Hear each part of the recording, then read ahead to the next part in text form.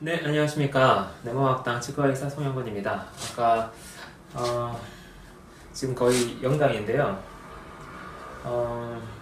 지금 우리가 만성염증이란에 대한 만성염증이 무엇인가에 대해서 우리가 심도 있게 생각을 해보고 있습니다.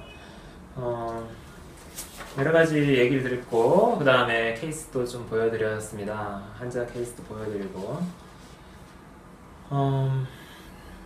저도 이 염증을 보는 시각이 확대가 되면서 이게 어떻게 기존의 관념하고 어떻게 통합적으로 바라볼 수 있는 체계를 잡을 수 있을까 하는 고민을 했었습니다. 그리고 이번 강의도 매우 어렵게 복잡하고 난해한 상황에서 매우 어렵게 진행이 되고 있습니다. 사실 그렇습니다. 그래서 정리를 해도 좀 두서가 없는 것 같고 반복되는 점도 많이 있고 이제 벌써 7번째 시간에 도달했는데요. 우리가 만성염증, 그러니까 우리가 지금 다시 뭐 육아조직이다, 뭐 만성염증이다, 이게 다 이렇게 세분화 해야 될 수도 있지만 일단은 우리가 많이 알려져 있는 단어인 만성염증, 조직 치유의 지연, 낫지 않은 염증, 왜 낫지 않으려고 하는가, 그 문제에 대해서 제가 말씀드리려는 거는 그것이 교감신경의 작용과 관계가 있다.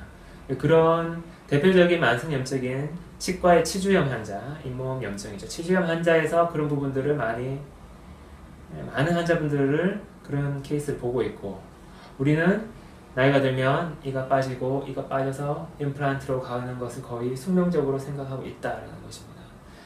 치과 치료는 대체적으로 이 육아 조직을 처리하는 부분에 초점이 맞춰져 있습니다. 치과는 수술을 통해서, 잇몸 수술을 통해서나 잇몸 처치, 치료를 통해서 약보다는 좀 외과적인 부분에 좀 치중하는 파트입니다. 다른 부분과는 다르게 크게 암 조직을 제거하는 것과 다른 부분, 내과 같은 경우에 약을 주로 위주로 가는 그런 방법이 있는데요. 저희 치과는 외과적으로 주로 가면서 잇몸을 가지고 이렇게 쪼물딱 해가지고, 뼈가 치아가 있을 때 만약에 이런 치아가 있으면 뼈가 많이 이렇게 있으면 정상이겠지만 잇몸에 이렇게 덮여 있을 겁니다. 뼈가 이렇게 나중에 낮아지는 경우, 뼈가 이렇게 줄어드는 거죠. 뼈가 낮아지는 경우, 잇몸이 이렇게 부어 있게 되면은, 뼈가 낮아졌는데도 잇몸이 부어 있으면 이 정도 부분이 다 육아 조직을 차게 되는 거죠. 이 육아 조직을 차지하기 위해서 육아 조직 제거하고 잇몸 수술을 통해 다시 꼬매주고 이렇게 해주면서 치아의 건강을 도모하고 관리를 잘 할 수 있도록 하는 것. 그렇지만 제가 본 많은 잇몸의 만성염증 환자분들은 급속히 진행되는 경우도 많았고, 우리가 이런 노력에도 불구하고 다시 재발하거나 이런 부분이 많았는데요. 교합이라고 하는 치아의 맞물림, 치아가 서로 맞물리는 부분에 있어가지고 형편의 어려운 상황에 있는 분들에게 있어서 이런 현상이 많더라. 부정교합을 가진 환자분들에게 있어서 치아 쪽에 염증이 많이 생기더라는 것을 저는 말씀드리는 겁니다. 저희가 이제 치아의 급격한 골소실, 기존 치주 잇몸 치료하는 파트에서도 치아의 급격한 골소실은 교합 문제랑 관계가 많다, 이런 얘기를 하고 있는데요. 저는 좀 다른 관점에서 이제 전체적인 몸의 상황에서 우리 염증 조직이 존재하는 이유에 대한 교감신경과 관련한, 우리 두뇌의 교감신경과 관련한 부분을 생각하고 있는 거죠. 왜냐면은 가립골을 증가된 상태로 유지하기 위한 염증, 그 염증 조직은 육아 조직으로 이렇게 약화되어 있을지라도 혈관과 신경이라는 게 교감신경인데, 이 관련 속에서 우리가 필요에 따라서는 다시 더 큰 염증 조직으로 다시 부풀면서 염증 조직으로 확대돼서 조직을 더 키워나갈 수 있는 재발이라고 하는데요. 다시 유가 조직이 형성되고, 이 치료를 통해 치과 치료는 이제 그런 부분을 없애기 위해서 최대한 치료를 하고 이렇게 하는데, 문제의 원인은 조직을 새로 만들거나 조직을 유지하고자 하는 그것은 몸의 어떤 스트레스와 전시 상황, 교감신경, 교감 상황을, 교감이라는 전시 상황을 지탱하기 위한 가립골을 지속시킬 수 있는 어떤 수단이 된다고 보는 겁니다. 근데 그렇지만 전시 상황이 너무 오래 지속되면은 그 사람은 이제 쉬면서 회복할 수가 없죠. 휴식과 회복이라는 게 불가능합니다. 그리고 휴식과 잠을 자고 나면 나을 수가 있는데, 휴식과 잠이라는 이런 상황을 갖지 못함으로 인해 가지고 가립구가 이제 증가가 지속된 상황에서 염증 조직이 계속 성장하고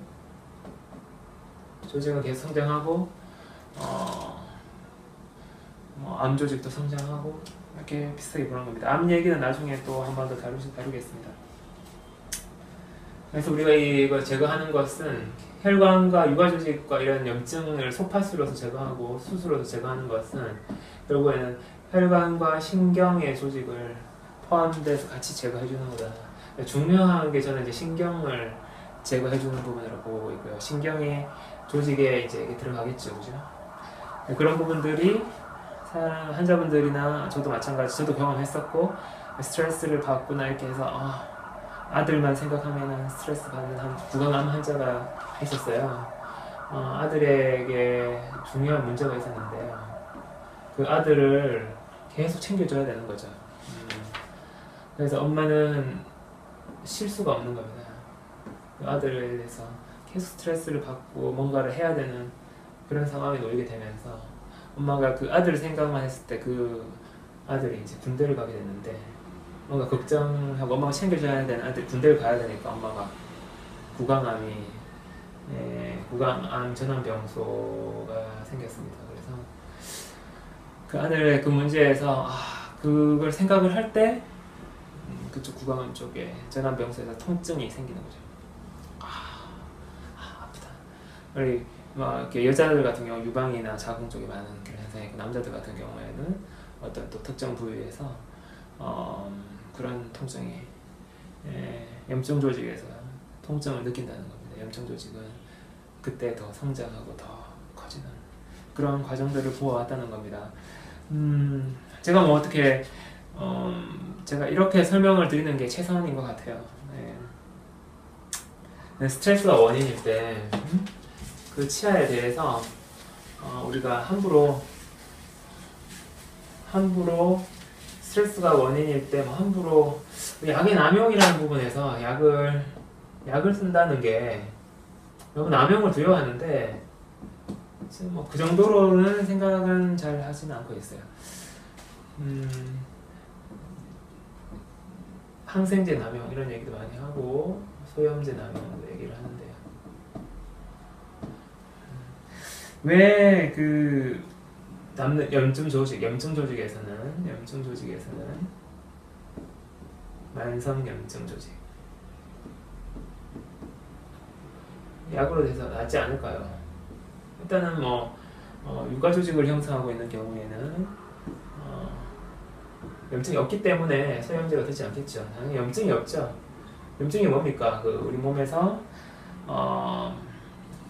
체온이 낮다, 세균이 침범했다, 체온이 낮다, 가립구를 증가시켜야 한다.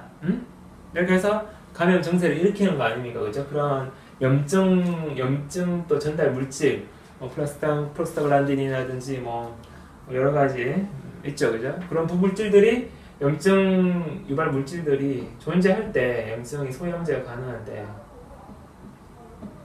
이게 조직이 유지가 되는 거니까 조직 유지가 치유지연이라고 설명을 드렸죠. 왜냐하면 치유가 왜 지연되겠습니까? 치유를 다시 이 염증 조직이 필요할 때를 대비하는 거죠. 왜냐면은 이 개체, 이 한 개체의 어떤 전시 상황을 지탱을 해야 되니까요. 도와줘야 되니까 그렇습니다. 그죠? 좀 유발물이지. 그래서 스트레스가 원인인 치료에 대해서 가장 저번에 보여드렸던 이러한 이제 환자가 있습니다. 그죠? 스트레스로 인해서 사랑니 위쪽에 있는 잇몸이 엄밀히 말해서는 사랑니에 뼈가 덮여있기 때문에 이쪽 치아 뒤쪽 부분이라고 봐야 되겠죠. 마지막 치아 뒤쪽 부분에 염증이 생긴 경우입니다. 이런 경우에 약을 써도 효과가 없다. 약을 써도 효과가 없다. 이게 만성적으로 생겨난 거면은 소염제 효과가 없을 것이고, 항생제가 효과가 없는 이유는 두 가지가 있겠죠. 세균이 일치하지 않을 경우, 세균 불일치. 두 번째로는 세균이 없는 경우. 뭐 찾아보면 뭐 세균 바이러스 뭐 좀 못 찾는 건 아닙니다만은 세균이 불일치할 수 있지만 세균이 없이 생기는 염증 조직 이런 거 만성 염증, 세균에 의해 생기지 않고 몸에 필요해서 생기는 염증, 만성 염증 조직이라고 하죠. 잘 낫지 않습니다. 그렇죠? 그렇지만 우리 몸에는 이런 걸 낫게 하는 전신 상황만 끝나면 낫게 하는 자연적인 면역력이라는 메커니즘이 있더라는 겁니다. 면역력이라는. 치유는 암이든 암을 자연 치유 하시는 분도 계시죠. 암도 계시고 만성 염증은 또한 나아서 이렇게 연세 드셔가지고 젊을 때 막 구부러집니다. 그죠? 젊을 때 관절염 생기고 허리도 막 염증 생기고 이러면 구부러져서 나중에 나이 드신 분들 보면 염증이 사라지는 분들이 꽤 있으세요.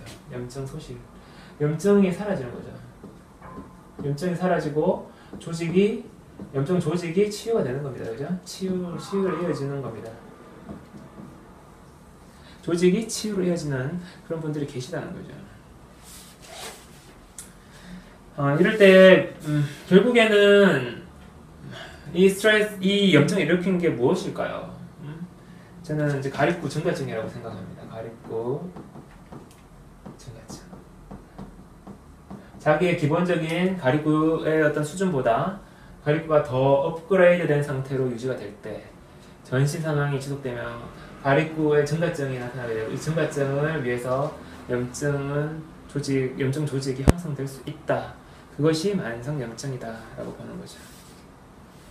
그렇지만 뭐 시간이 이제 끝나고 나아지면은 또 젊은 사람들이나 여성분들 이런 분들의 면역력이 좋죠. 면역력이 좋으면은 낫습니다. 저도 젊을 땐 더 잘 나았었고요. 다시 회복이 됩니다. 강하게 이제 회복력이 나타나는 거죠. 개체가 생존하기 위한 어떤 전략으로 보는 거죠. 가리구 증가증은 뭡니까? 필요한 활력, 필요를 충족시키기 위한 거죠. 개체의 필요를 충족시키고 활력을 더 높은 상태를 유지할 수 있고, 더 많이 뛰어다녀야 되고 더 많이 생각해야 됩니다. 그죠? 빠른 에너지 공급, 생각을 할 수 있고, 몸에 빠른 에너지 공급을 위한 과활력 상태를 만드는 거죠. 필요를 충족시키는 과활력 상태를 지속시키는 것이라고 보시면 되겠습니다. 이게 이제 우리가 이 몸을 관찰했을 때 임상적으로 나타나는 상황이니까요. 이런 상황하고 이런 부분들이 관련이 있더라라는 겁니다. 이게 신경 유지라는, 아까 설명드렸지만 조직을 유지하고 다시 조직이 낫지 않는 거는 다시 올 스트레스를 대비하는 거죠. 스트레스라는 거는 쉽게 잘 사라지지 않습니다. 계속 가정 문제, 뭐 부부 문제나 자식 문제, 이런 부모님하고의 상관관계라든지 이런 문제로 인해서 스트레스는 오래 지속이 되죠. 그리고 사업적인 부분, 일을 하는 데 있어 가지고 힘든 일을 하고 계시는 분들 금방 끝나지 않습니다. 그죠? 계속 지속될 걸로 예상이 되기 때문에 조직을 유지하는 것이다. 정말 마음 편히 다 내려놓고 쉴 수 있다면 나았지 않을까요? 네, 나을 수가 있습니다. 저도 지금 이 일이 저도 시작하였기 때문에 지속해 나가고 있지만 좀 적잖은 스트레스는 되고 있습니다. 저도 이거 언젠가는 좀 내려놓고 안심하고 좀 쉴 수 있어야 될 것 같은데요.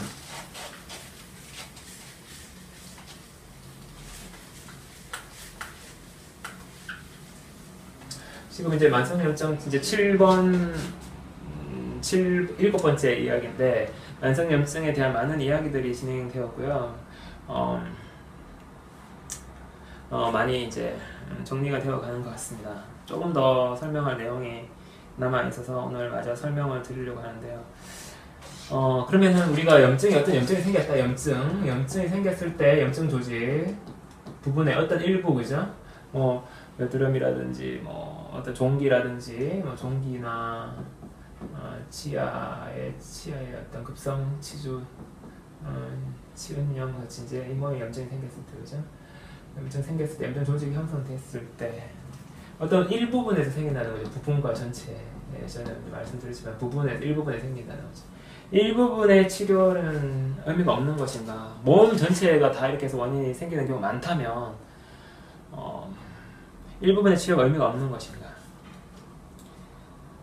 일부분의 염증이 정당성이 있다면 이게 제일 문제죠. 염증이 정당성이 있다면 염증을 치료하는 우리 의사들에게 있어가지고 딜레마가 빠져요. 딜레마가 빠질 수 있는 거죠. 어떻게 해야 될 것인가 도대체. 저도 이런 부분들이 상당히 힘들었었고 둘 다 동시에 접근, 면역적인 방법과 국소적인 염증을 치료하는 걸 같이 가는 게 좋다라고 보는 것도 있는데 이런 부분들은 흉선의 면역력이 정상적으로 저는 일단 기본 우리가 가지고 있던 염증 치료의 어떤 틀은 존중되어야 한다. 그거는 굉장히 경험적으로 이유는 모르고 그렇게 하면 좋다는 걸 알게 됐지만 경험적으로 만들어진 거고 그렇게 해서 약을 쓰는 부분에서 큰 문제가 없다고 보고 있습니다. 그런데 결국에는 그렇게 해도 낫지 않는 것은 흉선의 면역력이 문제가 생긴 경우라고 볼 수가 있겠죠. 흉선의 면역에 문제가 생긴 경우에는 이제 면역적인 방법을 염증이 너무 빈발하고 잘 일어나는 상황으로 발전한다든지 염증이 낫지 않게 되고 낫지 않는 염증이 문제가 되는 어떤 이제 이런 난치성 질환이 생긴 경우에는 결국에는 흉선의 면역력을 생각해서 조금 다른 접근법이 필요하다. 면역적인 접근법이 필요하다라고 저는 생각합니다. 몇 가지 케이스만 더 보시고 만성염증에 대한 부분이 어느 정도 마무리될 수 있을 것 같습니다. 우리가 이제 스트레스성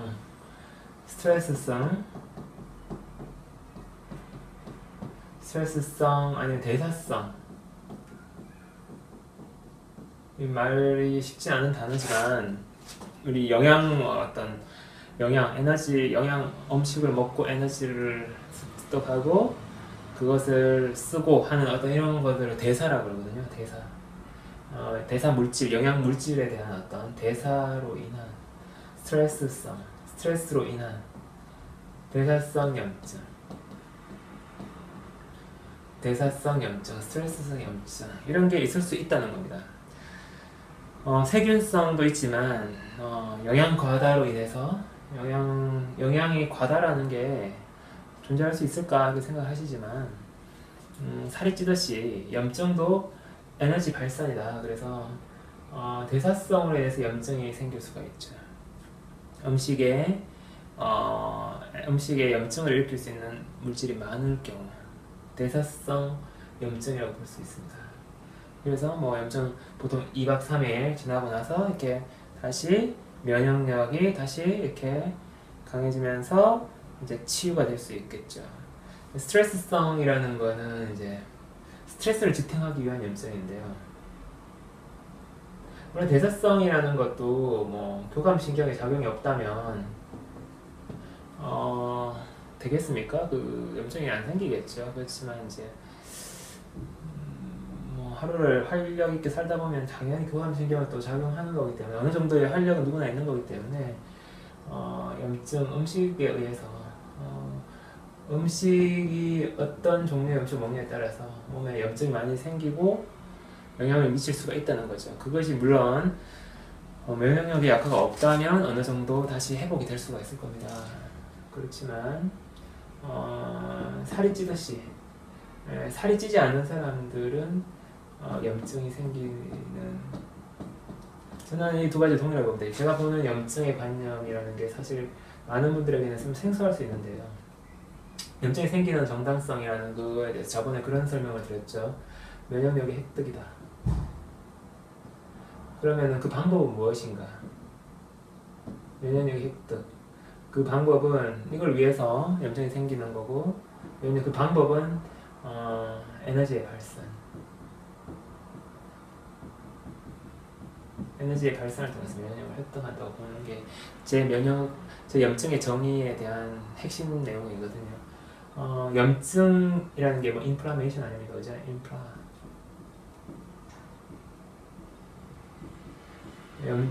불붙다, 그죠? 인플레임 되는 인플라메이션의 어떤 어원을 갖고 있기 때문에 그것이 아니더라도 이 염증은 에너지 발산적인 특성을 가지게 되고, 저는 이제 그걸 과립구와 연결시켜서 해석을 해내고 있는데요. 이건 이제 면역력 획득, 에너지의 발산을 통해서 하는 것이라고 이렇게 보는 겁니다. 대사성, 스트레스성 염증에 대해서 많이 설명을 드렸죠. 스트레스성 염증, 스트레스의 빠른 작용에 필요한, 전시 상황에 필요한 생각과 행동을 하기 위한 어떤 과립구의 유지, 그리고 업그레이드라는 것은 생산도 많아지고 소모도 많아지는 그런 상황을 얘기하는 거죠. 이런 부분에 대해 생각을 해볼 수가 있겠고요. 그 다음에 마지막으로 이제 외상 케이스를 한번 보여드릴 텐데, 우리가 이제 다쳤을 때 염증이 그럼 여러 가지 염증이 생길 수가 있더라는 거죠.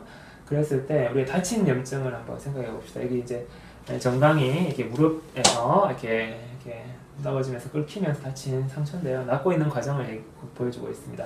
이 낫고 있는 과정에서 딱지도 앉아 있지만 정강이가 이렇게 움직여야 되잖아요. 이게 그냥 가만히 있을 수는 없으니까 조직이 이제 늘어나는, 낫다가 그것이 다시 갈라지면서 조직이 치유가 일어나는 이 상황에서 천천히지만 이렇게 안에서 이렇게 상피 조직이 이제 피부 조직들이 다시 이제 나타나면서 딱지도 않고 벌어지고 다시 또 살살이 차오르는 상 정상적으로 이루어지고 있는 겁니다. 다른 케이스 하나를 보여드리겠는데요. 입술의 염증입니다. 입술의 염증.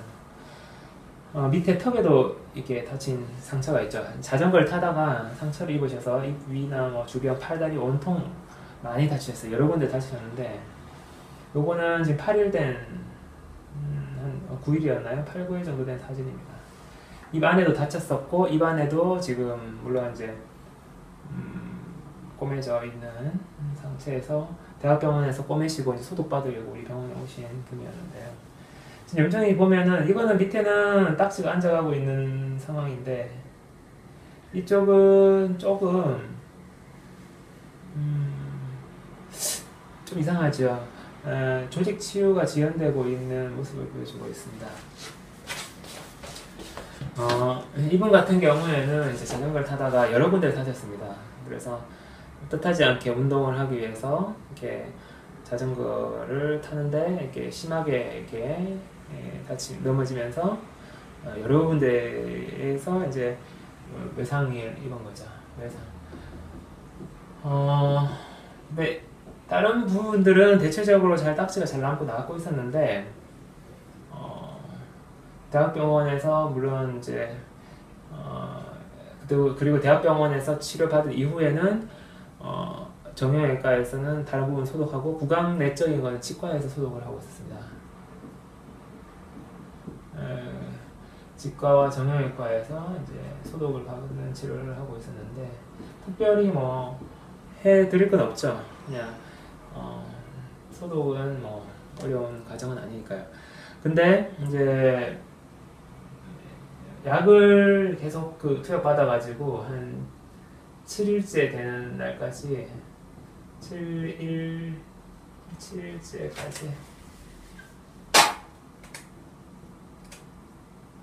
7일째까지 항생제와 소염제를 드시고 계셨어요.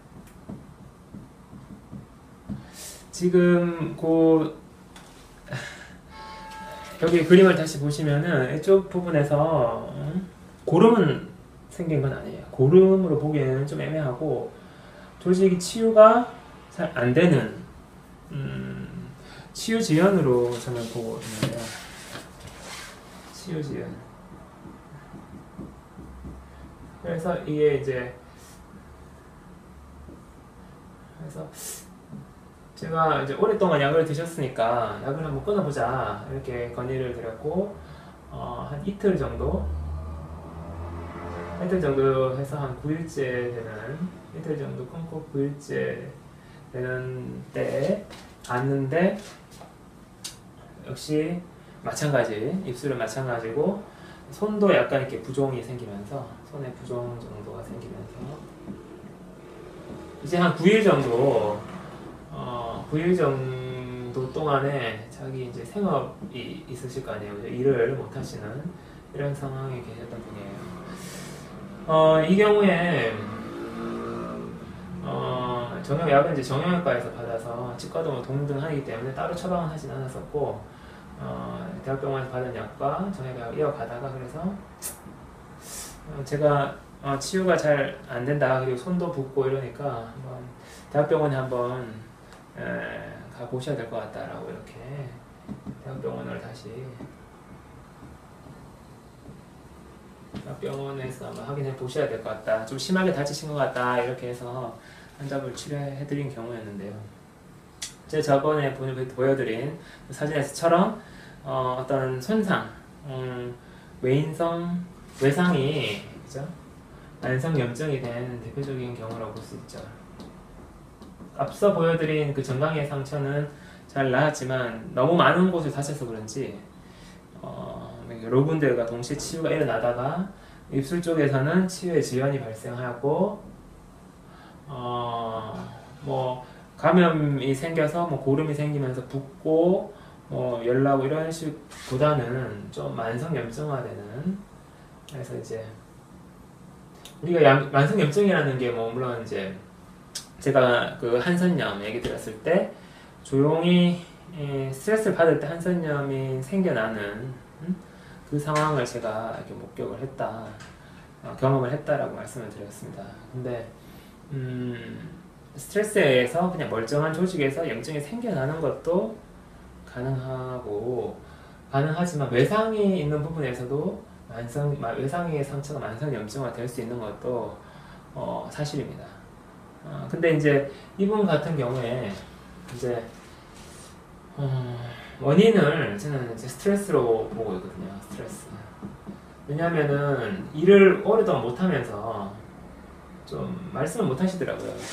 너무 많은 스트레스를 받은 것 같아요. 일단 돈을 벌어야 되는데 뜻하지 않게 운동하려고 잘 건강하려고 했다가 아파서 이러니까 다쳐가지고 며칠 동안 일을 못하면서 그런 데다가 잘 안 나와서 나중에는 더 심해져서 대학병원까지 가야 된다는 얘기 들었을 때는 스트레스가 아주 극에 달하시는 모습이었어요.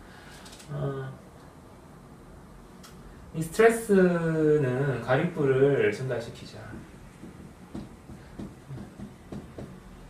가립부 스트레스를 지탱하고 스트레스의 상황을 견디기 위해서는 가립부 많이 필요합니다. 이 많은 가립부들은 결국에는 염증 조직을 찾게 되고 외상이 있는 조직을 통해서도 염증 조직을 새로 만들 수도 있지만 새로 혹은 외상이 있던 좀 불완전한 조직이 있다면 그쪽에서 염증 조직을 만들게 되는 거죠. 이런 것들이 제가 관찰했던 현상입니다. 현상. 제가 뭘 어떻게 많이 관련시켜서 설명을 드리는 것도 같지만 우리가 그동안 설명하지 잘 않았던 뭐 염증 조직에 대해서 좀 만성 염증에 대해서 좀 더 구체적으로 이렇게 고찰을 해보게 되는 건데요.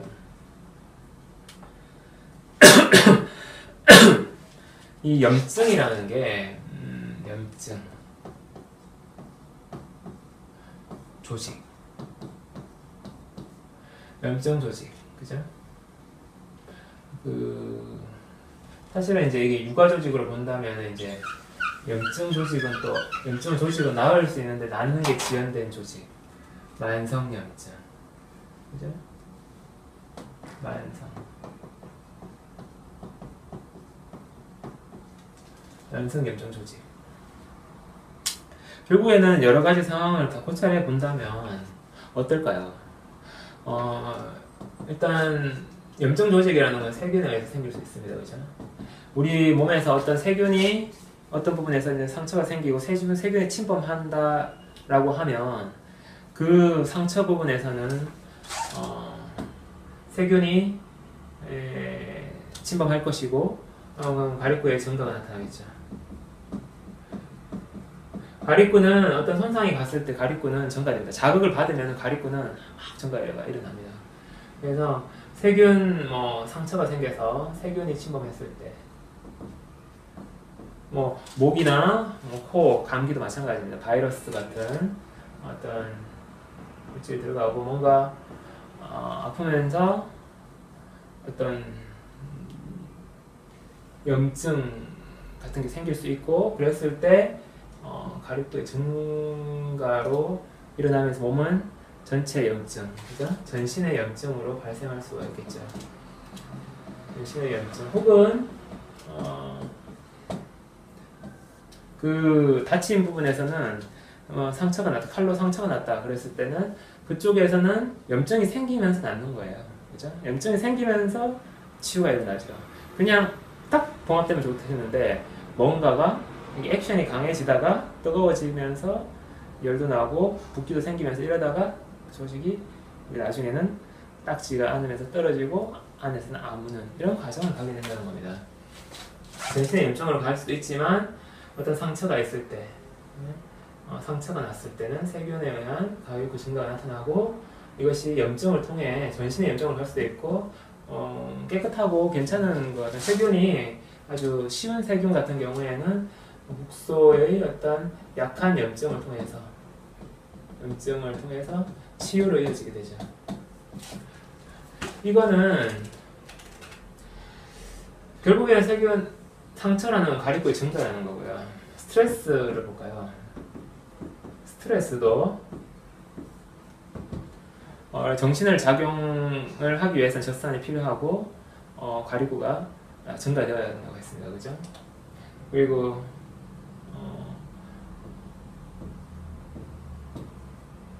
증가. 스트레스 작용에 의한 것도 가리구 증가가 일어나고 그것에 의해서 어떤 국소적인 급성 염증이 생기게 됐죠. 그것은 다시 국소적인 만성 염증으로 이어지게 될 것입니다. 가리구가 스트레스가 너무 강한 스트레스가 갑자기 오게 되면은 암 조직도 생길 수 있다고 저는 생각을 하고 있는데요.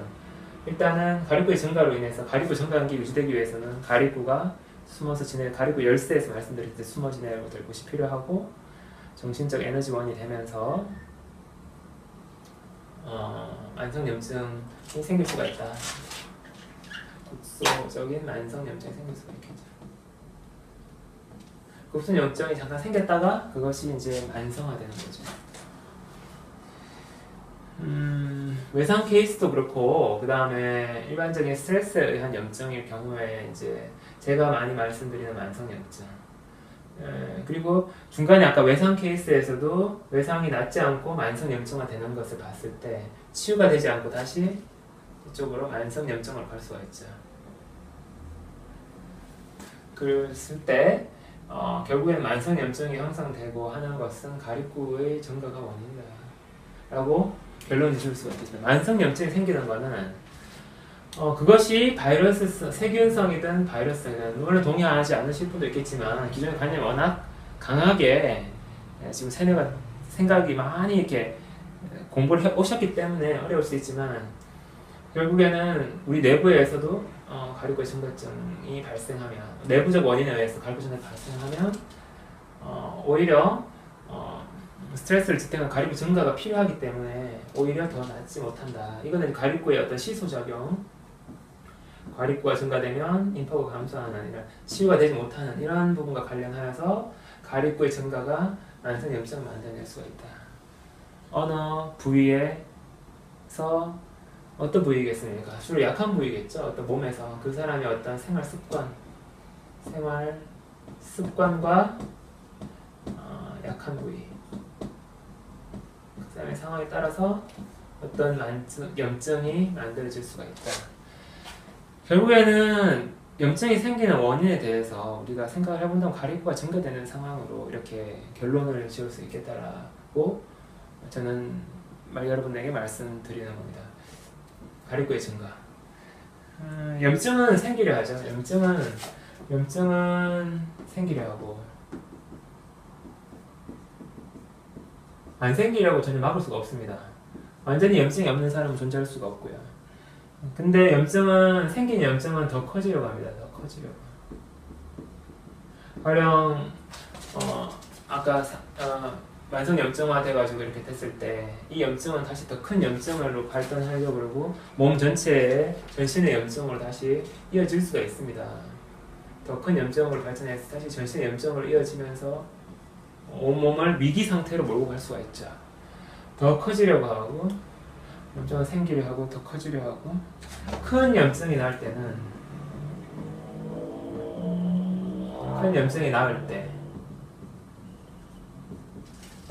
작은 염증들이 생겨나더라. 여러 개의 작은 염증들 혹은 작은 염증이 생겨나더라.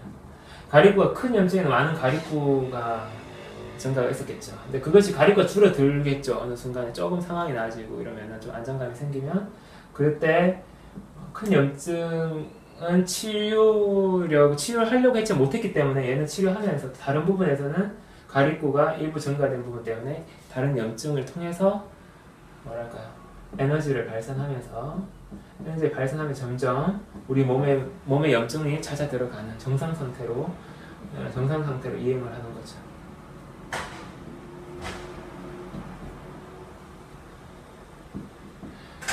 큰 염증이 나올 때 작은 염증이 나온다. 이런 것들이 염증의 어떤 특성입니다. 특성.